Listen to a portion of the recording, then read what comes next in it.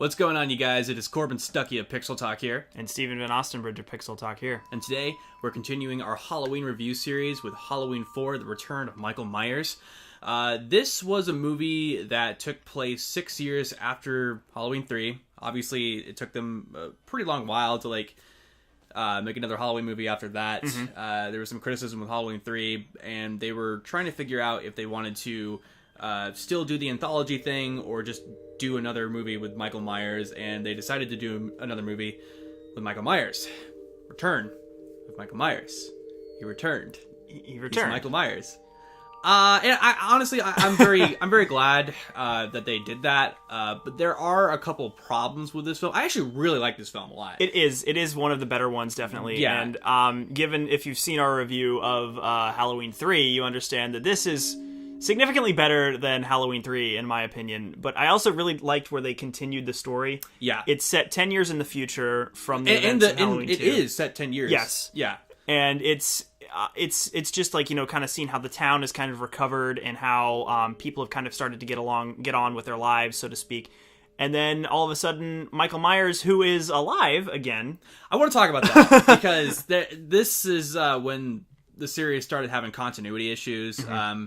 So, spoilers for Halloween 2. I've already said this in my Halloween 3, but it's just like a reoccurring thing where we have to talk about the films that happened prior to the films that we're talking about. In Halloween 2, Michael Myers and Loomis died. They died at the end of that movie with an explosion in that hospital. So that was the reason why they made Halloween 3, was because they died and they couldn't really do anything with those characters because they weren't alive anymore. So this movie totally ignores that fact. There's a lot of continuity issues. So it acknowledges that occurred, the explosion, but okay. So first of all, Michael Myers, I guess, he's a burn victim. He's got bandages around him in the beginning of this film. He's being moved from one psychiatric facility to another, and they show him his face is all bandaged up. He's got burns all over his hands. And Loomis also has scarring on his face when he gets introduced in the film as well. Now, Michael Myers, him surviving that fire, I buy, because he's got the bandages and everything, and I understand that. However, Loomis just has, a scar on his face. Equivalent to my zit. Equivalent to my zit. It's not that bad, really. You can't even see it in the camera. I guarantee you no one would have said anything. But now you're going to get comments for it. And if no one comments, I will make sure that I do. So, it's just... These two obviously should not have survived Halloween 2. Yes. And now they're back. And the reason behind that, the producers wanted to... they were trying to figure out where to bring this franchise, and there were talks about, them making, a ghost story, apparently. I think they maybe wanted to, bring Michael Myers back as a ghost, but then the producers were like, no, he's a slasher. And I think the reason why they wanted to just keep the normal slasher theme is because...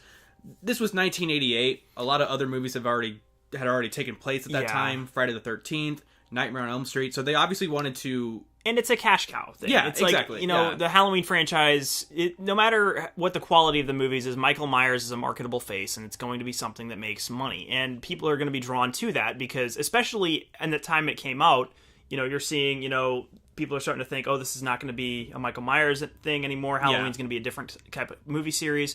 And then you see Michael Myers is back, and people are going to be like, oh, wow, this is what I remember from, 6 years ago, or whenever the Halloween 2 came out. Yeah. And I think it really would spark your attention, kind of like how Star Wars Episode 7 did, in a way. No, this was I was talking to you as, we were watching this, and I made a remark that this is kind of like an event movie. Yes. This feels like this is a film where... something that has been absent for a while is making a return, and there are references and stuff. And, this movie has, a lot of stuff in it where it feels like a moment.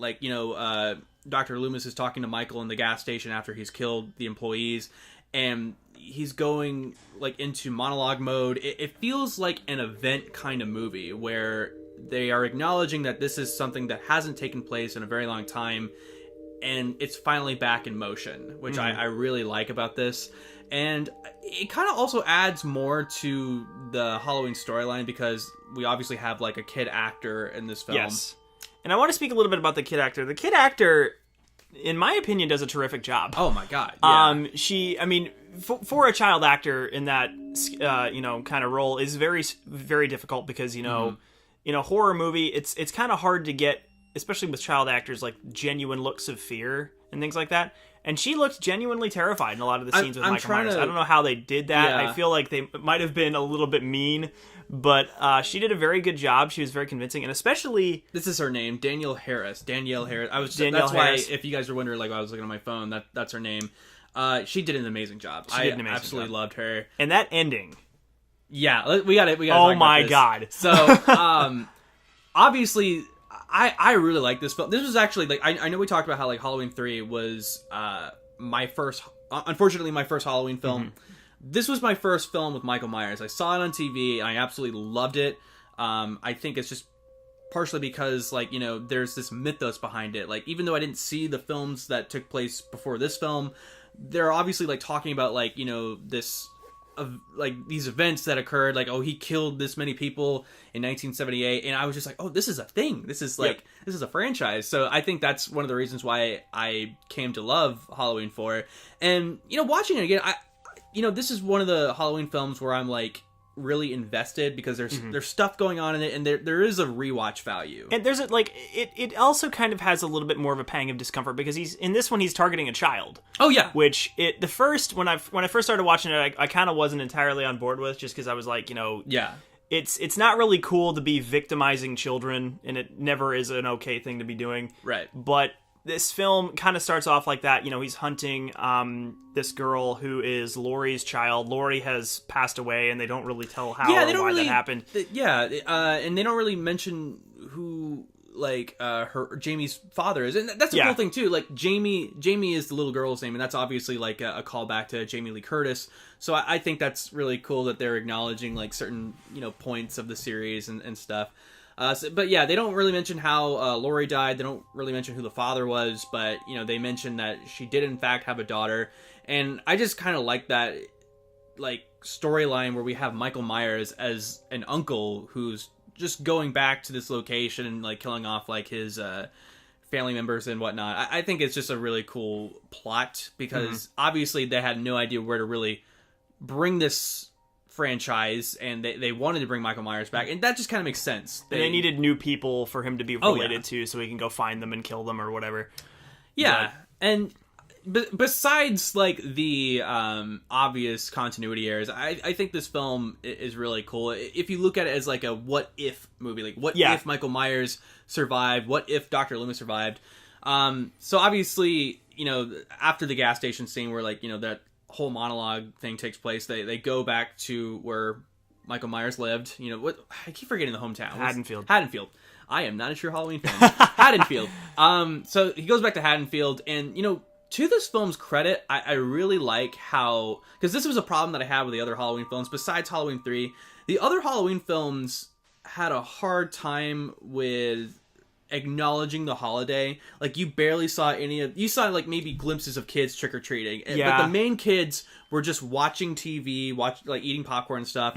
But there's actually a storyline where Jamie is being picked on by the kids because she doesn't have a costume, and obviously, like, her uncle is Michael Myers. By the way, those kids were dicks. Those kids were brutal. Oh my god. How come your mom didn't make you a costume, Jamie? How could you? Her mommy's dead. Jamie's mommy's a mummy. Jamie's an orphan. Jamie's an orphan. Jamie, please an orphan. So I just, I liked how the film acknowledged, like, you know, as we're growing up and we're kids in a small town, we, you know, go to, like, these stores and try to pick out our costumes and everything. I liked how this film somewhat tried to acknowledge that it was Halloween. I like that a lot. That just the, you know, norms and everything. It's a significantly better Halloween sequel, in my opinion. The continuity is a little bit of an issue, as Corbin kind of touched on before, just in the, you know, Laurie isn't there, and that's not really explained. She has this kid that's never really hinted at in any other films, and all that. And it is kind of follows the same dynamic as the first one, which is, you know, he's kind of terrorizing the town. I really did like the sheriff character. Oh, yeah. The original sheriff from the Halloween, I can't remember what they said happened. He retired and moved he down like, to Florida. Of course he did, because he lost his daughter. I need to speak with Sheriff Brackett. Well, then you'll have to travel about 3,000 miles south of here. What? Brackett retired back in 81. Moved to St. Petersburg. I really liked how, they really gave these characters things to do, and they added their own stories. Like, Rachel being the adopted sister of Jamie, she's like dating a guy, and then she realizes that the guy is cheating on her and stuff. Like, with the sheriff's daughter. Yeah, that's what I was about to say. So it's like, it's a plot. Like, yeah, and it's not. And it's a significantly more like it's a plot that you're somewhat invested. We got more invested in than the stupid nurses in Halloween 2. Exactly. And it really, you kind of shamefully start to kind of like some of the characters, especially the sheriff. Yeah. And they pick up what was the girl's name? Jamie and Rachel, and they take them to the sheriff's house because it's safer than their original home, which is where Michael Myers would go look for Which them. I want. One negative I want to talk about. The reason why they do that is because they go to the police station and they realize that Michael was there, and he killed all the police officers. So throughout this entire movie, I make this joke all the time, like in my videos and just in real life, about how serial killers walk in movies. Yeah, like Michael Myers. This is that movie that made it really apparent that he walks very slowly up that staircase in the house. Go! Ready! Get up there, Rachel! Shit. Ready! Get up there, Rachel! Go! And it's just really hard to believe that he killed an entire police station when he walks that slowly. And this police station has guns. This is the United States. Everyone has guns. Yeah. Like, I mean, like, you walk into a police station, which at the beginning of the movie when we see it is full of people. Yeah. And, they're all armed. And, like, he just goes in and, I mean, well, Michael Myers pretty much can't be killed, but, like, he just walks out without a scratch on him. And that's kind of mind-blowing, especially since, the first inkling we get of, like, something's wrong is there's a news report that is saying, like, close all businesses, return home because there's basically a killer out on the loose. And a bunch of rednecks in a bar, they call the police station there, and they don't get an answer. It's like, oh, something's wrong at the police station, so they go to the police station, and then that's when we see all the carnage that has happened at the police station. And then these rednecks kind of form like a posse to try and go look for Michael Myers on their own. Which is kind of cool, because it really shows how seriously the town takes it. Because in the first movie, Loomis is kind of seen as, a bit of a crazy guy. They're not taking him really seriously. Believes him, but now they take the threat very seriously, and they understand that this is a serious problem. I really enjoyed that, too, because, it's mentioned that one of the hillbillies, like, lost a son or something like that. Lost a child.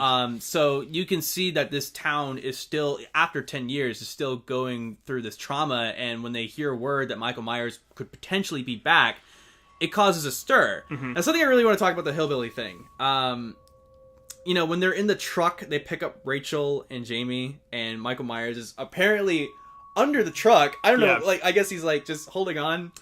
And the guy is driving, and Michael is killing the guys, like, on the truck, and nobody hears a thing. Yeah. It's like this truck is full of the most oblivious people ever. Like, he's killing one of the dudes, and, like, there's two guys standing on the roof of in the back of the truck, and he grabs one of them. The other guy doesn't even turn around. Like, that whole thing is just like, Michael look behind rips you. his face off. Yeah. Oh my god. And then, obviously, this is one of my favorite moments of the movie, because I feel like this should just happen in every given horror film where you have a slasher who is apparently unbeatable, where everyone just shoots Michael Myers. Yep. Amazing. Amazing, amazing, amazing. With the precision of Star Wars Episode 4 Stormtroopers. And it's like, there's just like that scene at the end where they finally catch up to him, and they have like all these cops, and they're just like, shooting at him, and he falls into a hole. And they're all like, oh yeah, he's dead. We don't need to go look. I like how it leaves the film kind of ambiguous. Like, oh, he could maybe return. Yeah. Like, I like that a lot. And that ending. Yeah. Oh my god, that ending. So Jamie... Okay, so we all know how it plays out in Halloween 5, but how the movie leaves off... It leaves off where Jamie could potentially be the new serial killer, because she has apparently stabbed her adopted foster mother while running a bath or something like that. So I like the ending a lot. Like, Loomis is like, no! I really like it, like, a lot. And Especially the camera work, because the original Halloween, and I've touched on it in a couple of the other videos, where you're seeing it through Michael Myers' eyes. You see this through Jamie's eyes, because you're looking at it through her little clown mask, and then you see her go and pick up the scissors off of the countertop, and then go into the bathroom, and you hear screams, and then that's when everybody freaks out about it, and you see her bloody at the top of the stairs holding these scissors. And like Corbin and I were both like, yes! It's really kind of a shame. Like, they do acknowledge it in the sequels, but it's really a shame that they don't really take this into a new direction with her being like the new serial killer. But it was a cool idea at the time. Like, it left audiences wondering, like, oh my god, is this going to be a thing? And unfortunately, I don't think it was taken full throttle, but I will still say that is a really great ending. An amazing ending, and I thought it was really well done. It's even though John Carpenter and Deborah Hill weren't really associated in the production of this film, it's a nice little nod to them. I'm not respectful kind of I don't know if they produced it or not. I don't think they did. I'll have to look that. I'll put something like down below. But overall, guys, I really like this film. I did too. Besides the continuity, obviously, and some little nitpicks, this is a very enjoyable Halloween film. It's better than Halloween 3. Oh yeah. Yeah, for sure. and I think it's just because, they obviously like took time to do this. This was 6 years after Halloween 3, and obviously this was like 10 years after the first one, so they decided to make this special. And I can't wait to review Halloween 5, because I hadn't seen that in a while. I'd seen that obviously right after this one. But yeah, we're still going to be doing our Halloween movies. Just want to let you guys know that we might be a little bit late with the Rob Zombie Halloween films. We're probably just going to review those on Halloween. We're just going to be focusing on the older Halloween films, so we can do these films right before the new Halloween. So I just wanted to update you guys on that. But yeah, that was our review on Halloween 4, The Return to Michael Myers. Comment down below what you guys think of this film. Like the video, share it, and please subscribe to Pixel Talk if you haven't yet for more movie reviews, trailer reactions, and gaming content. Thank you guys so much. I'm Corbin Stuckey. I am Stephen Van Ostenbridge. And this is Pixel Talk.